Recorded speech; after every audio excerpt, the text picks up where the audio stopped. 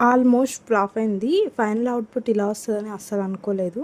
ఇది నా last year బర్త్డేది. బేస్ ప్లేట్ క్లీన్ చేసి అట్లానే పెట్టుకున్నా. ఇప్పుడు మన టాప్ లేయర్ని పెట్టి దానిపైన కొంచెం షుగర్ సిరప్ అప్లై చేయాలి. దీనికి ఎక్కువ షుగర్ సిరప్ పట్టదు. తర్వాత చాక్లెట్ తోటి కొంచెం అట్లా ఐసింగ్ చేసుకోవాలి.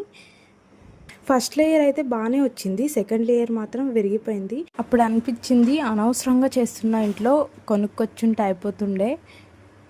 కేక్ చేయడం చాలా ఈజీ అనుకున్నా, కానీ అస్సలు కాదు.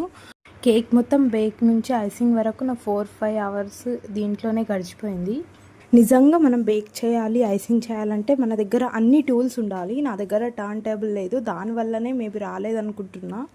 చాక్లెట్ గనాష్ని మొత్తం సైడ్స్కి అండ్ టాప్కి మంచిగా అప్లై చేసిన తర్వాత కూడా స్మూత్ సర్ఫేస్ రాలేదు. ఇప్పుడు ఏం చేయాలో అర్థం కాక విప్పింగ్ క్రీమ్ తీసుకొని విప్ చేసి కేక్ టాప్లో అండ్ బేస్ ప్లేట్ పైన ఇలా ఒక ఫ్లవర్ లాగా దించుకున్నా.